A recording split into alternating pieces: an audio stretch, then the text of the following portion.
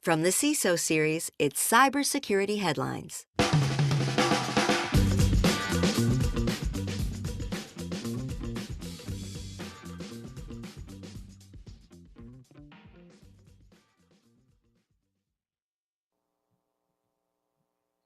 UK health data donated for medical research shared with insurance companies.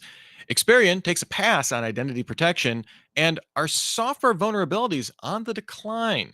These are some of the stories that my colleagues and I have been bringing to you on this week's cybersecurity headlines. And now we get a chance for some insight, some opinion, and most definitely some expertise on these stories and more from our return guest, Jay Wilson, the CISO at Insurity. Jay, thank you so much for being here. Pleasure to have you on. Yeah, I'm so excited to be on. I'm not nervous at all. I have this cup full of water here. I swear it's water. Whatever it takes to keep you cool, calm, and collected, we appreciate you being here regardless. We also appreciate our sponsor for today, Sysdig, secure every second. And we appreciate everyone that can join us on YouTube Live. There's so much appreciation going on here. If you want to join in the appreciation parade and join us on the live stream, go to CISOseries.com, hit the events drop down, and look for the cyber security headlines week in review image. You can join us every single time we do the week in review, 3:30 p.m. Eastern, and join in. You can have comments, ask questions, have thoughts about the stories that we are discussing in real time. We will talk about those, give you our feedback on those. We would love to hear from you. So if you're watching right now, get those comments coming. If you're watching later, join us on a future episode. We would love to hear from you. I would tell you more things I appreciate. Some of my favorite things, there's like kittens, whiskers, that kind of stuff, but don't have time for it. We got about 20 minutes. So let's jump into the news. First up here, UK health data donated for medical research shared with insurance companies. Despite a pledge that this would not happen, an investigation conducted by The Observer showed that the UK Biobank opened up its biomedical database to the insurance sector several times between 2020 and 2023. The data was provided to help create digital tools that help insurers predict a person's risk of getting a chronic disease.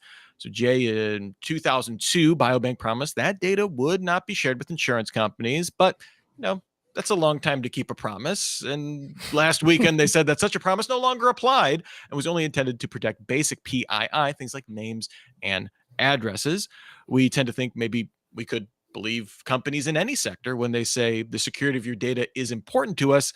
But I guess what else can we do in a situation like this? I mean, you say we tend to believe it. I'd say I tend not to believe it, to be I'm honest. a generous soul, yes.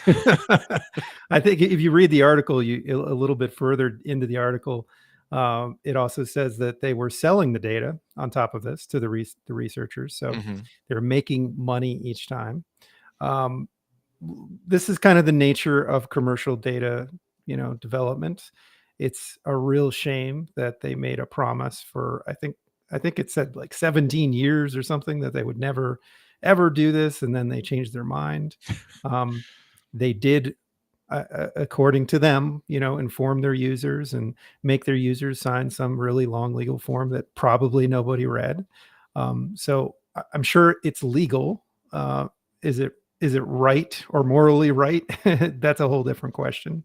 I'm not the moral police, but it's a sad thing. I think in the U.S. we would also tend to lean on, well, we have HIPAA and it's going to protect us, but the hard reality is that there's a lot of companies that try to wiggle around those terms and use data to enhance their products. Sometimes those enhancements help us. They can actually be, really helpful in the healthcare space.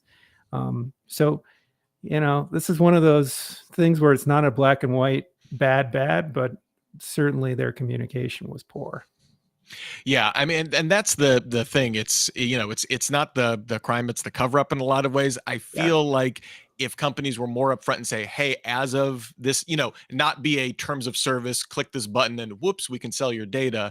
If they're a little bit more upfront of that, we wouldn't be discussing it right now, right? It would be okay, this is, at least I know about it, those kind of things. So yeah, completely agree.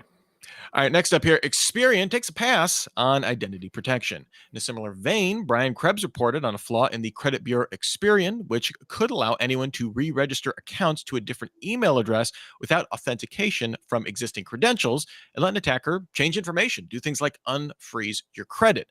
Krebs reported on this last year, and the issue is still not fixed. So we're getting an update on the story. This is not even breaking. This is old news for Krebs. According to Krebs, Experience allows for resetting a password using any phone number and a person's social security number, along with publicly available information like past addresses. There's still some barrier there, but there's so many social security numbers. Just check "Have I been pwned" to see how hard it is to get some of those sometimes. But Jay, aside from the jaw-dropping revelation that an attacker could just unfreeze credit for someone especially with exposed credentials out there, here we see an organization in the business of risk management practicing what could generously be described as unorthodox policies. I guess the plus side here is Equifax and TransUnion require email verification before you're allowed to change any of that information. I'm curious though, what's your take on this? I mean, can I just let out a collective ugh for everybody who's listening right now? Because it's just terrible. You can look over Um, the shoulder or the bridge of your yeah, metaphorical glasses. Yes. yeah, it's just awful. So I mean, look, the email verification piece of this is not rocket science from a technology perspective. Um, it should be fixed. They should close this gap. It's not. It's been over a year. There's really no excuse. I don't know what to say because I'm sympathetic to any infosec team in another company, but seriously, this one is just I don't have any words other than please fix it like tomorrow for all of our sakes. Well, and on top of that, that even the email verification piece, that's not like bulletproof by any means, but it's at least a speed something. bump to doing Yeah. this. Krebs was quoting someone in the piece, which you should definitely check out. I mean, Brian Krebs always good reporting, but basically saying that someone was saying that it's easier for him to do this exploit basically than to do a password reset if they need to take over. Like he basically retook over his account from someone that took over the credentials to his account. As Joshua 17SC says in our chat, wow, that's pretty messed up. Yeah, I mean, you read through the article; it's super cringeworthy. Mhm. It's not that hard to go through these steps. People were practicing it on themselves and effectively stealing their own accounts. That's Very easy to reproduce. So, shame. That's just kind of like a shame on you level yeah. comment Well, here. and if for the first time this to come out, okay, that happens. When not that happens, whatever. It is a bad situation. To not have it fixed after Yeah. that by someone very prominent in the security community, not a great look. Experian. Kevin Farrell said from Experian, I guess it's unsurprising. I don't disagree with you, Kevin, on that one.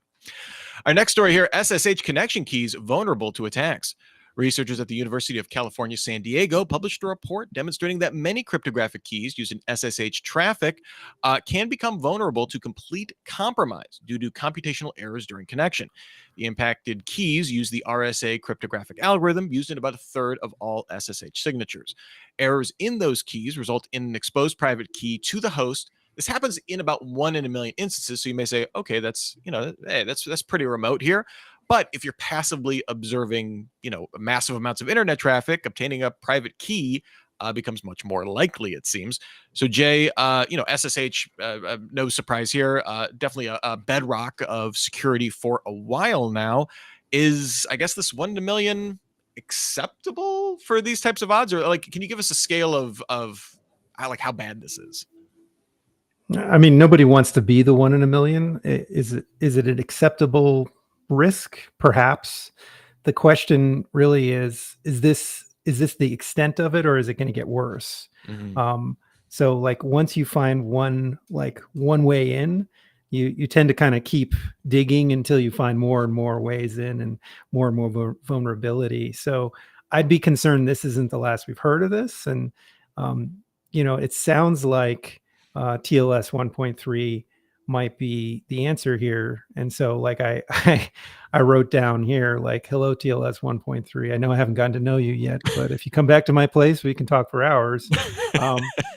The reality is we might actually start talking about enforcing TLS 1.3 if the scale of this starts to expand. Yeah, it's definitely something to keep an eye on if it becomes like a Spectre type issue Yeah. where, that we just find another variation on these handshake errors that are causing issues for sure. You change the 1 in a million to 1 in 10,000, and all of a sudden we've got a really serious issue, right? Well, I know what's keeping me up at night now. Our next story here: new research reveals software vulnerabilities are on the decline. Hey, maybe some good news here.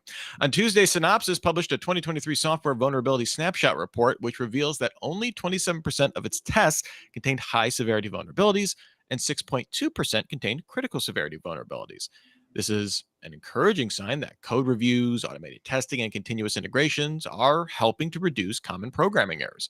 Although this is a positive development for the industry, the report highlights that single security testing solutions are no longer sufficient for identifying software vulnerabilities.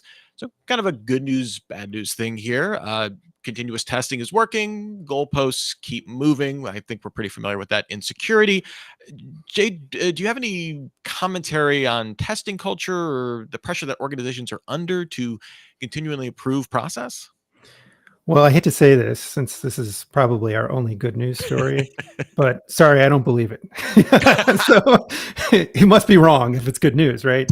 No, look, I mean, I'm not saying that what the facts in this article are incorrect, but it isn't the averages that really matter when it comes to this stuff, right? Mhm. If you have a vulnerability that is in your organization that you're impacted by, that's what matters. And in the last couple of weeks, we've had numerous high profile, issues. Like we had a Confluence issue that came out, and people are, getting impacted pretty significantly. And when I sit back and think about, what my imminent response has been this year, I don't feel like there's been a decrease at all. So it just doesn't resonate with me. I'm not saying continuous testing is bad or we shouldn't do it. But I'd say whatever the percentage of decrease is, it's not in the realm of, oh wow, I feel like so much better at night kind of thing. Yeah, we won't put the mission accomplished banner up quite yet for this report, right, Jay? Yeah, we've got a long way to go. And as to the goalposts keep moving, I think that's the nature of security. But in a lot of cases, the vulnerabilities we hear about coming out are not a reflection of goalposts moving. That's Mhm. happening because Mhm. technology is always advancing, but goalposts, like some of the goalposts that we're trying to solve from a vulnerability perspective, they haven't changed in a decade. So it depends on the software, it depends on the culture in those teams, and we just need to keep pushing on that front. We need our software development teams to really care about security. They should be security experts just as much as the security team, really. All right, before we move on to our next story, I have to spend a few moments and thank our sponsor for today, Sysdig. For businesses innovating in the cloud, every second counts. Sysdig strengthens cyber resilience by reducing the attack surface, detecting threats in real time, and accelerating incident response. Their platform correlates signals across cloud workloads, identities, and services to enable businesses to prioritize risks and act decisively. Sysdig, secure every second. Learn more at sysdig.com. House chairman wants to overturn the new SEC rules. New legislation proposed by Representative Andrew Garbarino, chairman of the House Subcommittee on Cybersecurity, would block implementation of the new rules from the Securities and Exchange Commission, requiring companies to disclose material incidents. Garbarino argued CISA should lead reporting efforts rather than the SEC, and that a congressionally approved reporting rule will be coming into effect in 2024. The SEC has argued the rules inform investors of critical cybersecurity issues. So, Jay, given that the SEC and CISA are responsible for very different areas, do you see this approach as maybe seeking pragmatically assigning responsibility without redundancy or red tape? Or is this more of a business-friendly measure that we're seeing here? I think it could be both. I mean, I certainly would like it if it was simple for who we are supposed to notify and when and for what issues. I think everyone would feel the same way. Mm-hmm. And I thought the irony in reading this article is literally just a few days before this, I read an article about the FTC launching yet another notification rule, and I think it was to interplay with the SEC's rule. In fact, so if you don't fall under the SEC rule, then you have to, abide by this FTC rule. But look, it's kind of a mess, and I think that at least someone standing up and saying, "Hey, we should try to make this organized," isn't a bad thing.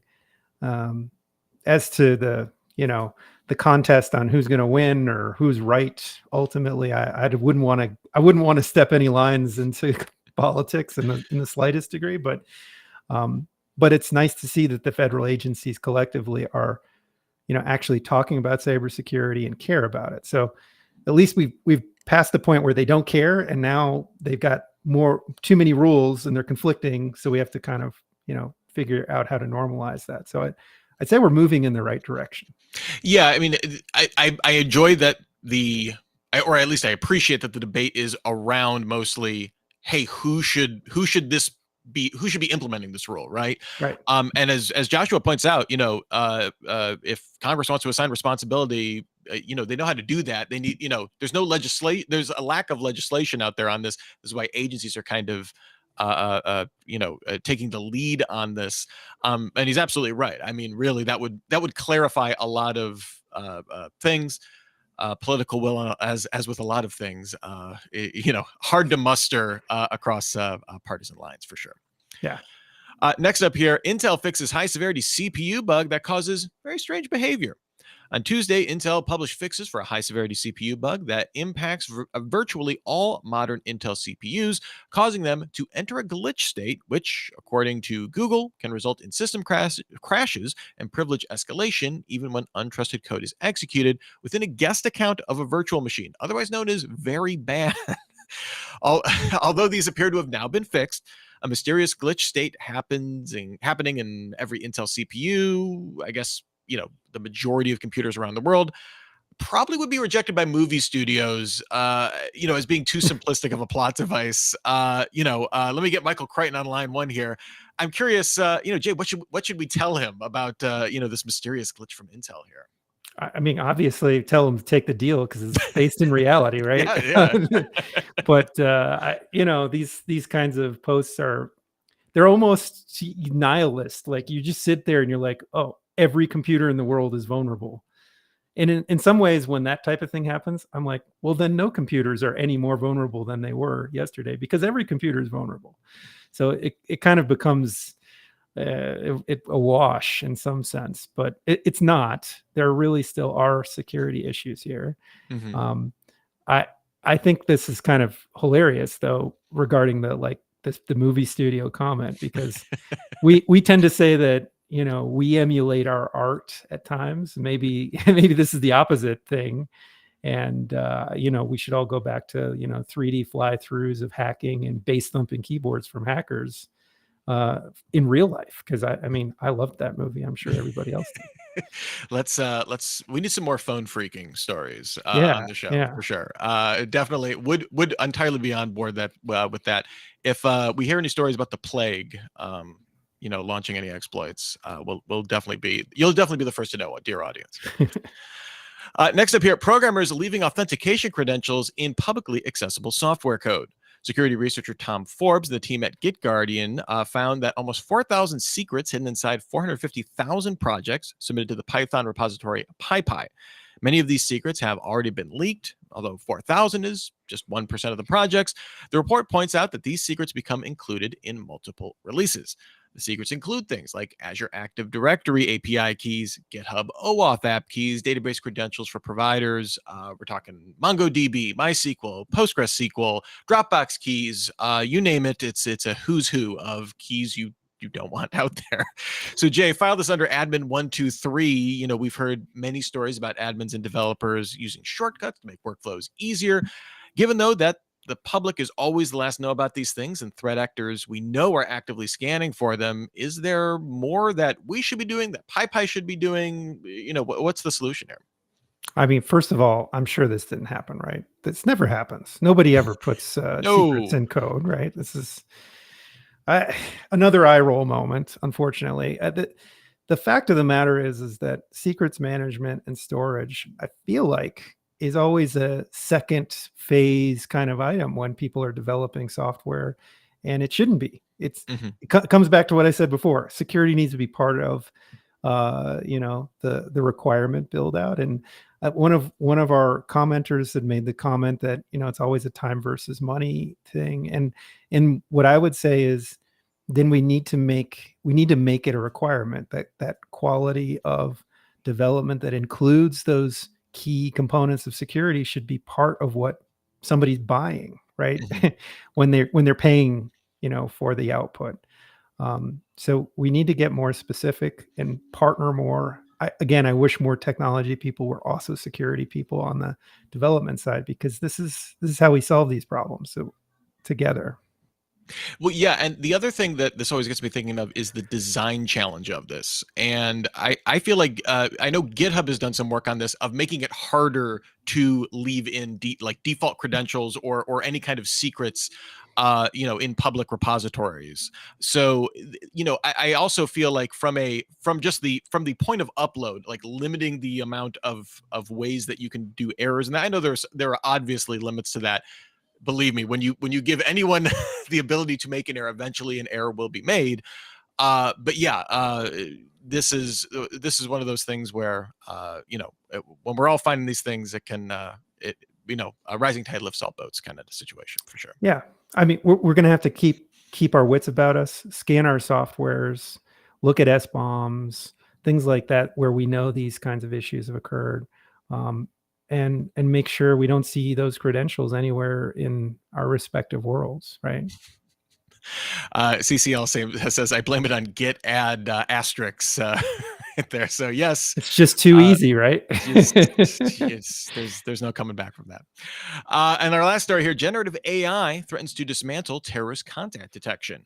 An article in Wired reported on how Tech Against Terrorism Executive Director Adam Hadley believes that generative AI systems could be used to thwart existing controls around terrorist content. Approaches that have relied previously on hashing systems shared on tech platforms is an example of one current way that we're looking for terrorist content. Hadley's organization now sees roughly 5,000 pieces of AI generated or altered terrorist content a week that gets around those hashes. The organization also warned that high quality AI translations could lead to content being quickly shared with more personalized messages across regions. So, Jay, AI is the gift that keeps on giving for both good and ill. I'm curious, what's your take on this new challenge? I mean, we're super early in the world of generative AI and the impact it's going to have in the world around us. This is sad to hear, but not surprising, I would say. There's going to be losses and there's going to be gains from a cybersecurity perspective. And I think all of us in the cybersecurity profession really need to be focused on, well, what are those gains and how can we use the technology that's emerging to help us, advance our teams, our operations, everything, and prevent the bad guys from doing what they want to do. So this is one of those scenarios where the new tech is always a double-edged sword, and we're going to probably see a lot more of these types of things. Yeah, and as we get kind of new updates, new systems, both to combat them and maybe new exploits, we will definitely cover those on Cybersecurity Headlines. So make sure you are catching us every single day in your podcast feed. Before we get out of here, we've had a really lively conversation. CCL and Joshua 17 SC, kind of going back and forth. One of the things I really enjoyed is, kind of this whole conversation around if software developers continue to get more secure. CCL had some thoughts on that, having worked as a QA engineer. So a really lively discussion. I really appreciate the perspective there, and again, giving us your thoughts on these stories as they are coming through. Really good stuff. So again, if you want to join every single weekend review, we are on YouTube. You can join us live and join in the conversation there. Before we get out of there, Jay, is there any story that was a thumbs up or an eye roller for you? Just something, a favorite, or something you reacted strongly to today? I think my favorite story, ironically, is the one that I dismissed, which is that software vulnerabilities are on the decline. I think it's interesting, and I read through the article, and I'm like, wow, this is cool. It has had zero impact on me, but I still liked the article the most. So yeah, good, interesting research for sure. But I love your perspective. Like the averages really don't, when we're thinking about risk, like those averages don't really mean all that much to me, even if that is potentially an encouraging sign for sure. Yeah, no, it's great. But if I have a 0 day that's impacting my organization tomorrow, then who cares about the average, right? Yeah, who cares that we're 26% less or whatever? Yeah, exactly. Yeah. All right, well, Jay, where can people find you on the cyberspace, and is Insurity hiring? Yeah. So you can find me on LinkedIn. And I'm actually hiring on my team right now. And Insurity's hiring other roles as well outside of cybersecurity. But if you're looking for a cybersecurity role, I have an open role. You can also find me on a community called Tech Yeet, which is a invite-only Slack-based community that I co-founded with a partner of mine to get tech people out of their bubble, outside their home offices, and hopefully, develop real relationships, friendships that transcend just the work we do. All right. Well, thank you so much, Jay Wilson, the CISO at Insurity, for all of your expertise and just some really great perspective on the news from the week. Really appreciate. We'll have to have you on before too long. It was a pleasure to have you on. Thank you so much. Likewise, Rich. And thanks also to our sponsor, Systig, secure every second. Thanks again to our audience today for commenting. If we didn't get everything up on the screen or acknowledge everything, know that we deeply appreciate it. We are looking at it, and I truly mean it. It is informing how the discussion develops on this show. So we really, really love it. Just a reminder, there'll be no week in review next Friday on account of Thanksgiving here in the U.S., taking that long weekend. But you can still get your daily news fix through cybersecurity headlines every single day. Give us about 6 minutes. We'll get you all caught up. Until the next time we meet, I'm Rich Stroffolino, reminding you to have a super sparkly day.